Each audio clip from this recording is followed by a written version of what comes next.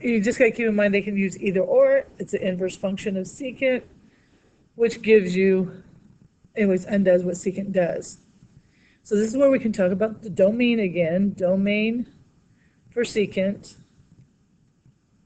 Domain is going to be, let's see, it's undefined when cosine is 0, which is pi over 2. So it's, again, just like tangent was, negative pi over 2 to pi over 2 plus or minus pi n. So it doesn't matter, pi over 2 plus or minus pi over n. And every one of those values will be an undefined point. But the range for these guys is negative infinity to negative 1 included, union include net 1 to infinity. And so this is where the absolute value here comes from, because if it's negative, you're going to get it up here. And u squared minus 1 is going to make sure that those values are larger than 1, not less than 1, because notice here it tells you absolute value of u must be greater than 1. And the reason they're doing that is because when it doesn't matter what u is. If u is negative 5, as soon as you square it, it's going to become positive. So there's another one for you to memorize. Now this one, you can go, well, it's kind of like sine, very much unlike it really. U prime on top. This is the opposite order. Sine was 1 minus u squared. This is u squared minus 1 because they're reciprocal functions. I know sine and secant aren't, but sine and cosine, secant, cosecant. And then you get the absolute value of u in front as well. So let's look at a couple of problems here. So a reminder, y prime is u prime over absolute value of u times the square root of u squared minus 1. So in this case, u is going to be 3x minus 4, and u prime is just 3. So we come over here and go, well, that gives me y prime equals 3 over, yes, I'm making myself room for this.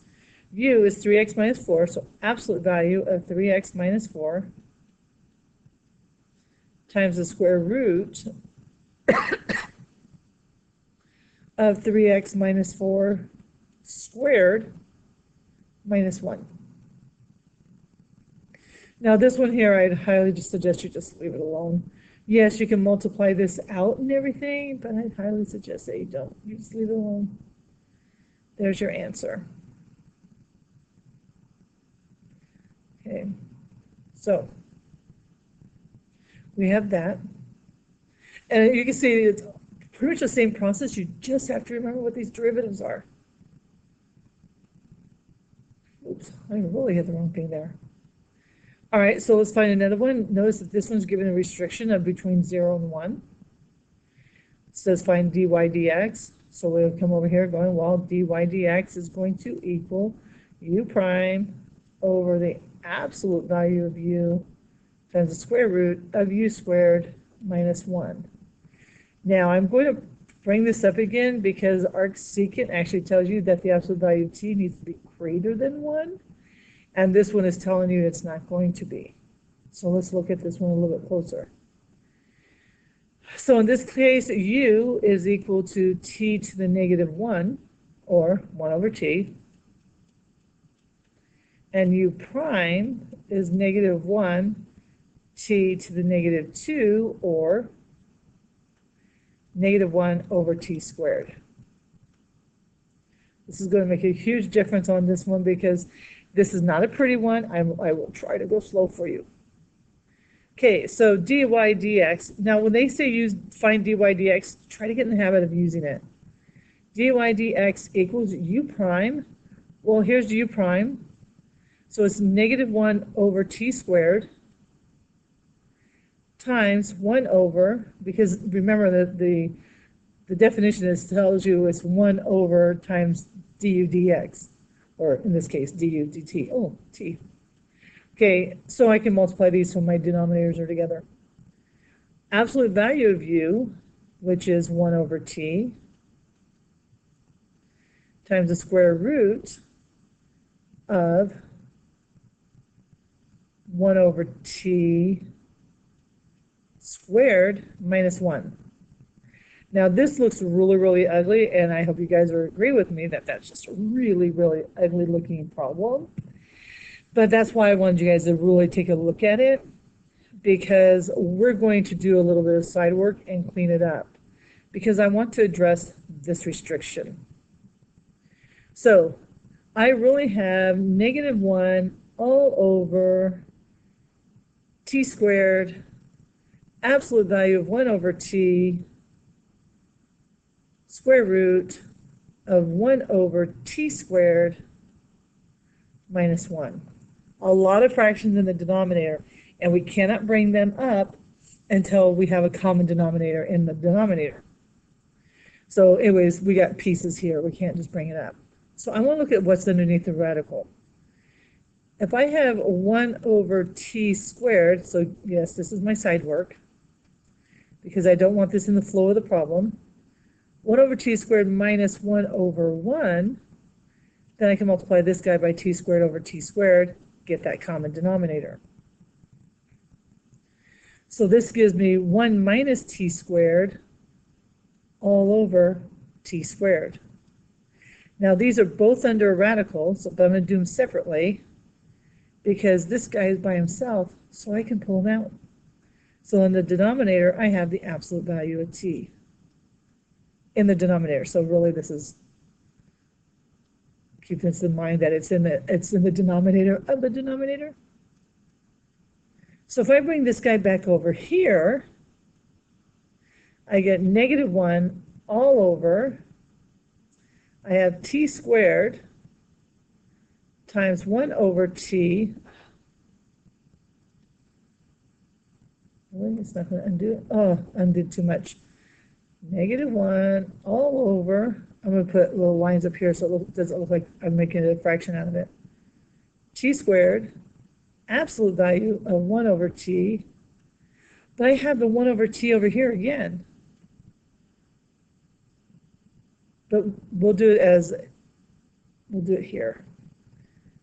Square root of 1 minus t squared over the absolute value of t. But what I want to point out is this guy's in the denominator and this guy's in the denominator. And hopefully you guys are starting to see what's happening here. So I have -1 over t squared, absolute value of 1 over t squared, right? T times t is going to give me t squared, times the square root of 1 minus t squared. But what happens here? First of all, I no longer need the absolute value symbols here, because t squared is guaranteed to be positive.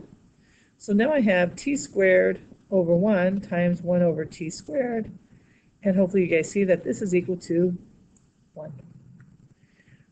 All cleaned up. Now again, you could have left it like this, but all together that we're done. This is -1 over the square root of 1 minus t squared. And all except for this negative sign here in front, this should be looking really quite familiar. Okay, maybe not so much because you haven't been doing it that much. But sine is u prime over 1 minus square root of 1 minus u squared. In this case, my u is t. But the negative is actually the derivative for arc cosine. -1 over the square root of 1 minus u squared times u prime is the derivative for arc cosine. We'll be getting to that one here in a little bit, but that is, remember, I did all of this mess of a mess, so that I can identify why our value had to be between 0 and 1. Because what we really were doing, this is by definition, is really cosine. So this is where I get to remind you guys, don't forget, secant and cosine are reciprocals, so I could have rewrote this as arc cosine of t. This would have been a much easier problem. Now, if you're given this problem again later on, you're going, hey, wait a second, secant's reciprocal cosine, and this guy being a fraction with 1 over, means I can change it to cosine. Yes, you may, and it's a much easier problem. Okay, that would be the same true for cosecant if you got something like that for cosecant. All right, so anyways, there's a reason why, is because really they made you go the long way to get arc of cosine, or the derivative for arc of cosine. And there it is. In the end, there's your answer. This one, if it was on an AP test, I think they would expect it to be cleaned up, because why? Why, Miss R, why? Because they would expect you to recognize it back here. Okay, I think I've got one more example to do. So I'm going to do like I did before. Take a breather, and I'm going to ask you guys to try this one on your own. So pause the video, try this one on your own, and see how you do.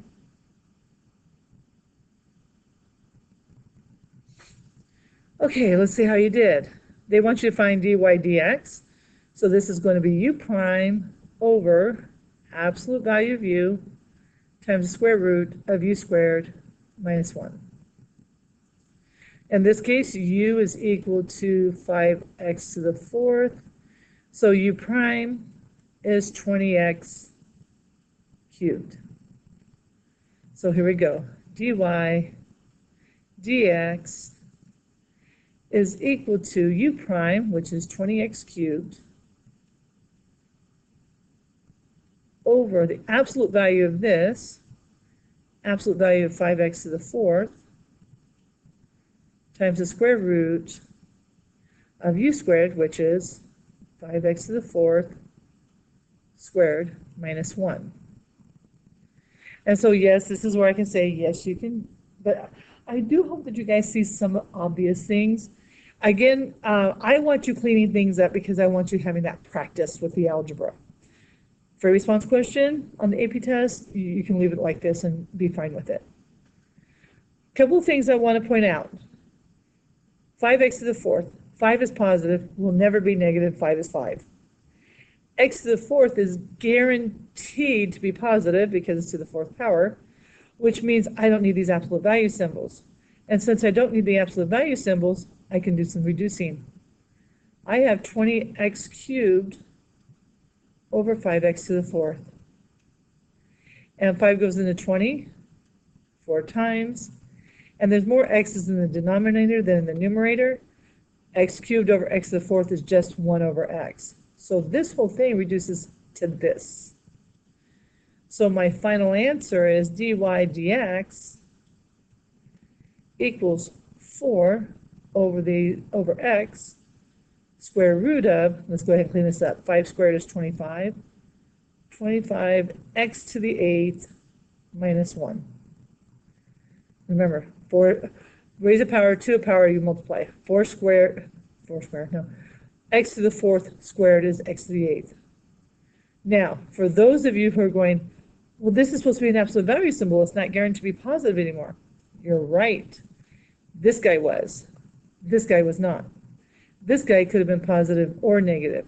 Now, this x that's all by his lonesome down here is going to identify whether it's positive or negative. So if they go, okay, now evaluate at x equals -1. Guess what? It's going to be negative in the end. So, but they say evaluate when x is +1. Again, we get what we're looking for. Okay, I'm really glad I took this into the second video because we've already spent 14 minutes on it and we still got a couple problems to do. Okay, so I'm sure that, by the way, that was supposed to be where I cut off originally, so I'll readjust my stuff. Inverse function, inverse cofunction identities. So if you're using cosine, if you do pi over 2 minus arc sine, you can get cosine. And remember on that other problem, that's exactly what we got, was the negative version of arc sine. If you get cotangent, do pi over 2 minus the arctangent. And if you get cosecant, arc cosecant, pi over 2 minus arc secant. And that's because these guys share the domains. Domain and range are the same, domain and range are the same, domain and range are the same. But this is where you got to go back to like chapter 2 in Trig about cofunction identities, that they are acute angles They are acute angles that are complementary. They add up to 90. And that's why we can use these. Okay, now calculator conversion identity once, make sure you're in radian mode. Be sure you're in radian mode. If you want secant, you probably type it in, it's arc cosine of 1 over x. Remember that problem? That was really, really ugly. And we got cosine from it. It's because they had secant of 1 over x, which means we could just change it to cosine of x. There's your cotangent and tangent and your cosecant and sine. We're using reciprocals here. Do not confuse them with the last ones where we're using cofunctions. Cofunctions because they share domain and range. So they're cofunctions. So we got a couple more examples and then we're going to be done with these. A tangent line to the arc cotangent. I told you that you can write it out both ways. Arc cotangent curve. Find an equation for the line tangent to the curve at x equals -1.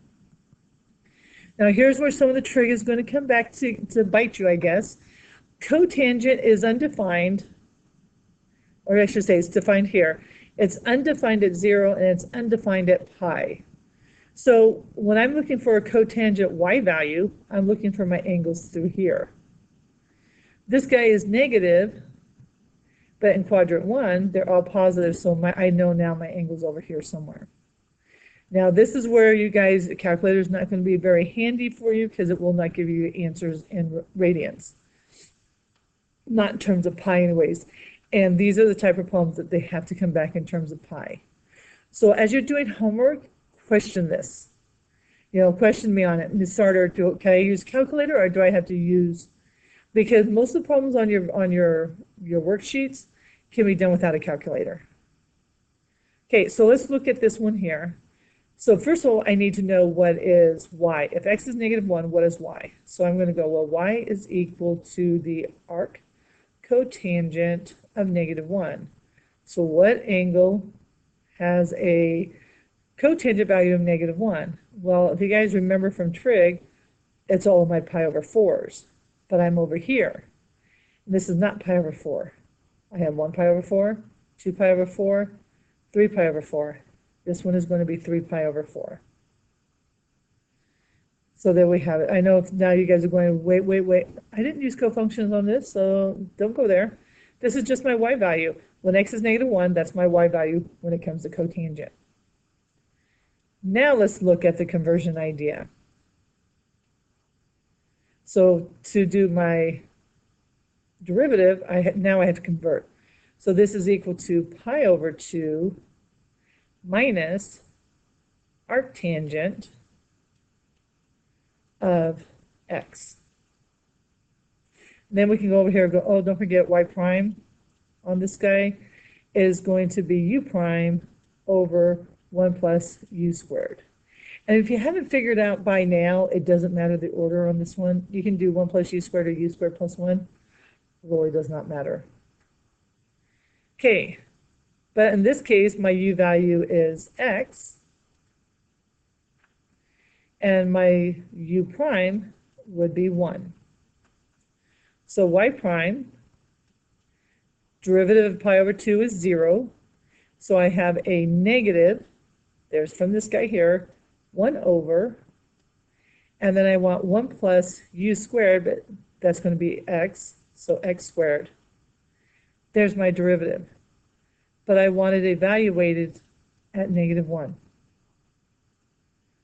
So we go -1 over 1 plus -1 squared gives us -1 over 2. There's our slope. There's our slope. Here's our x value. Here's our y value. So they wanted the tangent to the curve. So y minus 3 pi over 4 equals -1/2 x minus a -1. And there you have it. And we're done. Now I can point out to you also, if we converted before we found y, then you would have had to, y is undefined at pi over 2 at negative pi over 2. And again, this is all positive, so we would have been down here at negative pi over 4. And some of you guys would have liked that one better. But you would have had pi over 2 minus a negative pi over 4. So anyways, pi over 2 plus pi over 4, which would have given you 3 pi over 4. So it would not have mattered either way. You still would have gotten the 3 pi over 4 for this one. And there you go. There's our tangent line. One more and then we'll be finished. This one's a little bit easier, just straight out. Here it is, secant. So, don't be fooled. A lot of people think, oh, it's going to be cosecant. Nope, secant. So on this one here, so y prime is going to be u prime over the absolute value of u times the square root of u squared minus 1. In this case, u is equal to x, so u prime is equal to 1. Now we need to look at this one though, x equals 2, and I have secant. I need to know what y is. Well, I can switch this. So anyways, this is y equals the arc secant of 2. But now we can go back to that conversion idea. So y is equal to arc cosine of 1/2. And if you have your unit circle handy, you look at negative 1/2. By the way, for cosine, we use quadrants 1 and 2. You use the closest, from quadrant 1, you use the closest quadrant that has negative values. And in cosine, it's going to be quadrant 1. For sine, it's quadrant 4. So on this one here, we have 1/2, but this is positive, so it doesn't matter anyways. Positive quadrant 1 cosine at 1/2 is the 60-degree angle, or pi over 3. We have our y value. So our derivative, y prime equals u prime, which is 1, over the absolute value of x times the square root of 2 squared minus 1.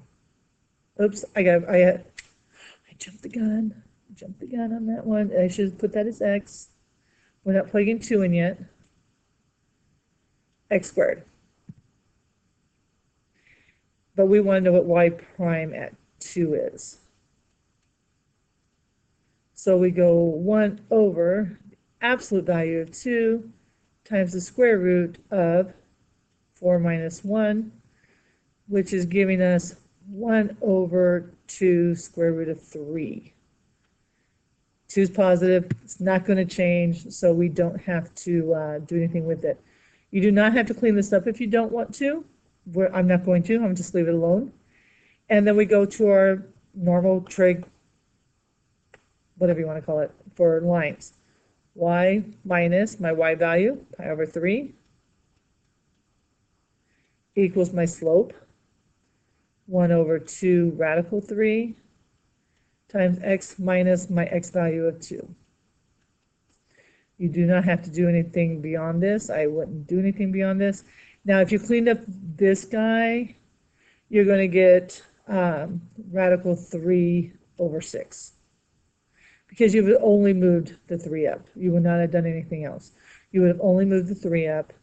And so the radical 3 comes on top. Take the radical off. You got 2 times 3. That gives you the 6. So that's the only difference that would have been. All right, and that is it on this one. So I think that was enough because this video was even longer than I expected. So good luck out there.